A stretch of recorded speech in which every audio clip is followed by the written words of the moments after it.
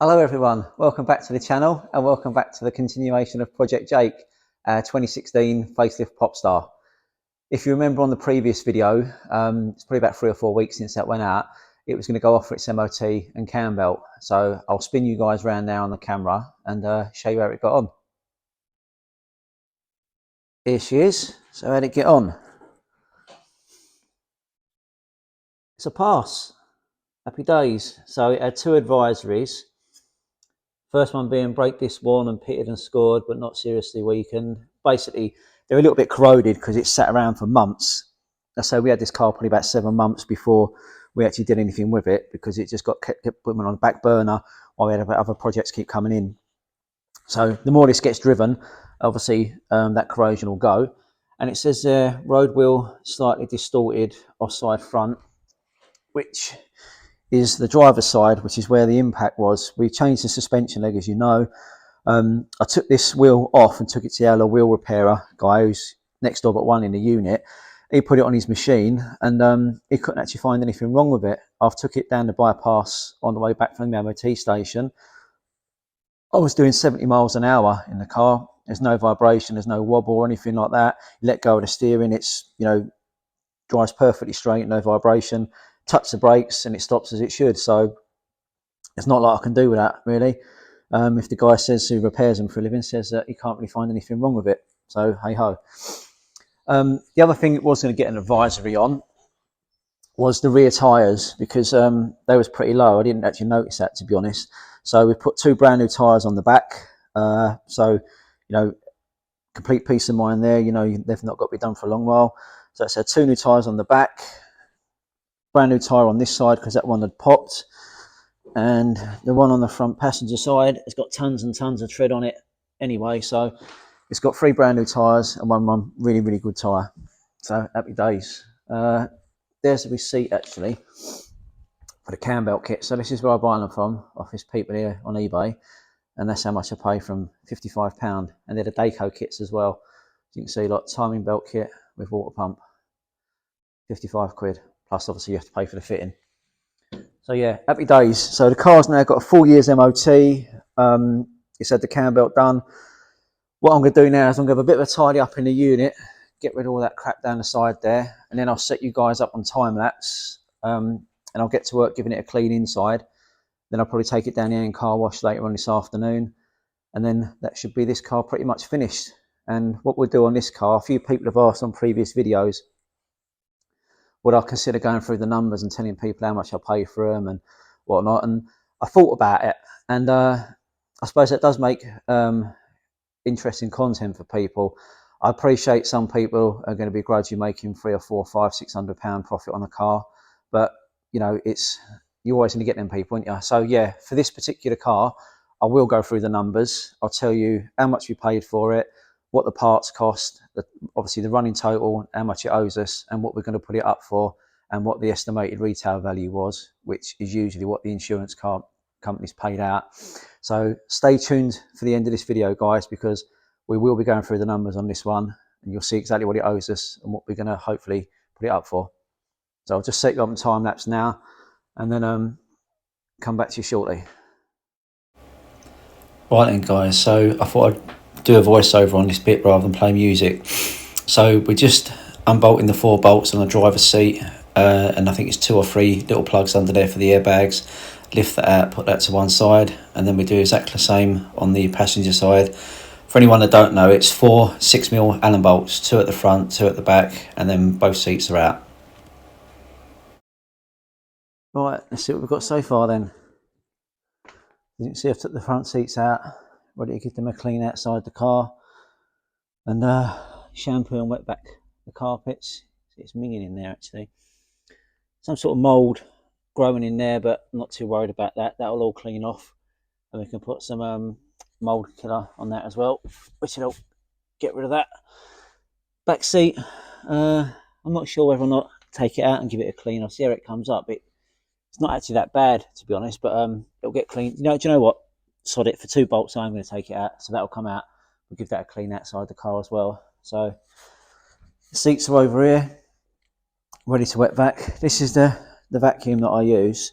I know people use them car shapoozis. They're about £600 to buy, even if you can buy them second hand. You don't know what sort of condition they're in or what sort of life they've had, and they're still going to cost you sort of £350. So I use this little one here. So wet and dry back, and the suction power on this is really, really good. It will suck your shoes off, to be honest.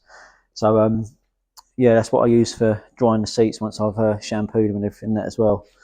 So I'll just set you guys back up in time lapse now, and then I'll get to work on this interior and get that back seat out. See you shortly, guys. All I'm doing here, guys, is just taking all the large bits of rubbish and debris at the boot from under where the seats was and inside the door pockets. There was all sorts of crap in there, lolly sticks, McDonald's straws. You'll see on a bit later on in the video anyway, but anything that will clog the hoover up, I'm just getting rid of them first and just giving the interior and the door pockets a bit of a hoover, ready to give it a nice clean. Right, so the back seats are out now then. You see the bottom's gone. I've cleaned the back part of the seat. It's just obviously got to dry off a little bit. I've sprayed all in there with cleaner, which I'll wipe over in a sec. The seats are over there, ready to have a go at in a minute. And then in the boot here, I've hoovered that out. I'll give it another little hoover in a sec, but 9 McDonald's straws I found in there. Unbelievable.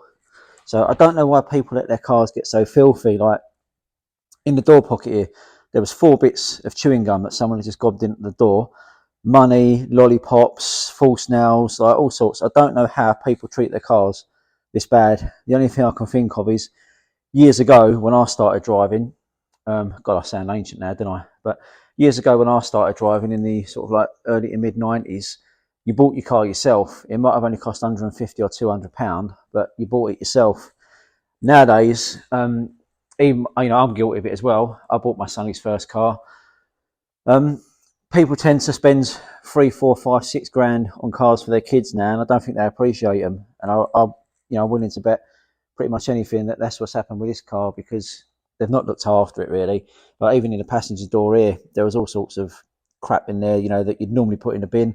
They've just chucked it in the door, and that, again, like chewing gum, lolly sticks, sweet wrappers, all sorts of crap. But hey ho, we'll get it clean. So I'll set you guys back on time lapse now, and we'll get to work on that carpet, and then we'll have a go at them seats. Right, guys, this time lapse is a little bit longer, so I hope you enjoy the funky music.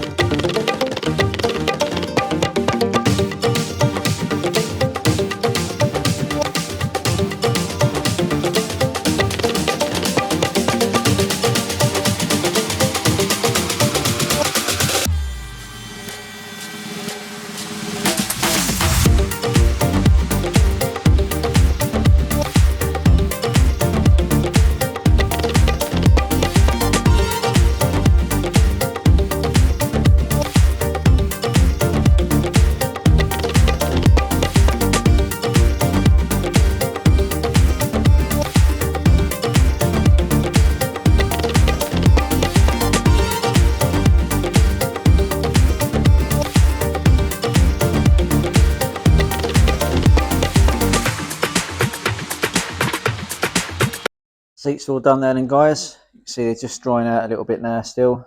I might put them out in the sunshine in a minute, in the spring sun, give them a bit of a helping hand, dry out a bit better. Boot carpet's all done, and these are the lotions and potions that I use to clean the carpets and the interiors with. Bit of Vanish, elbow grease, and the 1001 carpet and stain remover there. Got a brush on the drill and an elbow grease scourer there that I just agitate it with, and it seems to do the job. So boots all clean, hoovered out, happy days. Door cards clean, it's just obviously drying out. Same as the passenger one. The rear seat's still drying. You can see it's a little bit patchy where it's drying out, but it's drying.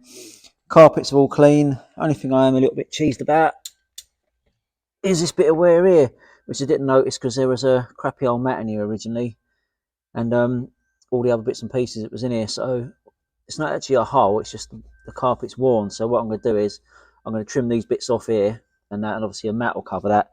I will tell the people or whoever buys it that that is there. I won't try and hide it, but at least it'll be covered up anyway. I'm going to give this another quick hoover and that, and then once the seats have dried out, we'll pop them back in, and then we'll take you up there and car wash. Once it's cleaned outside, we'll see what that reveals. All right, we're back.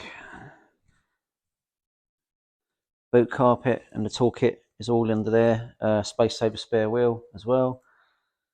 Old air filter and new oil filter box as well, so we can show anyone that wants to see that it's been serviced.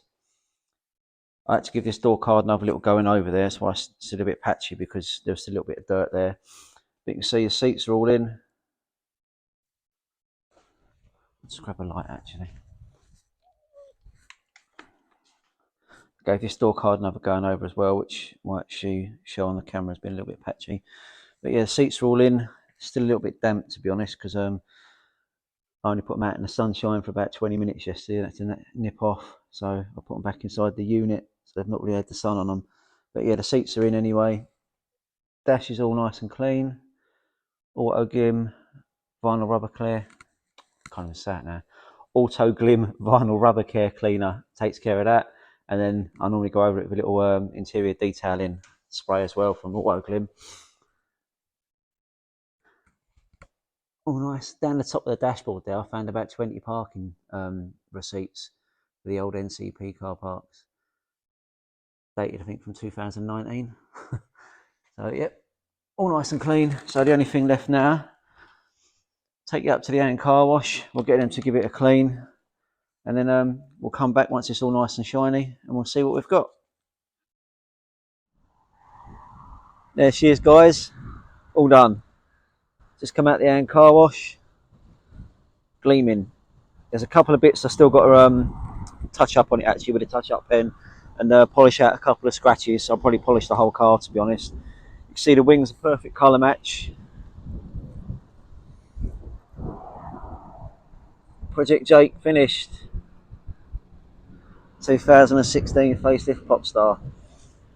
There's actually a couple of little dings. I mean, just see them there. I'm not going to bother removing them. It's a 8-year-old car at the end of the day, and it's going to be 20-25% less than obviously what a normal retail car will be. Plus, if I put a glue gun on that, I'm worried that I'll pull any paint off and cause more damage than what I'll actually repair. So I'm going to leave that as it is. So yeah, we're going to go through the numbers on this one for the first time, and I'll let you know what it owes me, what all the parts cost, and what we're going to put it up for when we get back to the unit. But yes, 2016 Popstar facelift, 4 years MOT. It's had the cam belt and water pump done. It's been serviced by us as well. It's got a new set of mats to go in it. It's done 54,000 miles.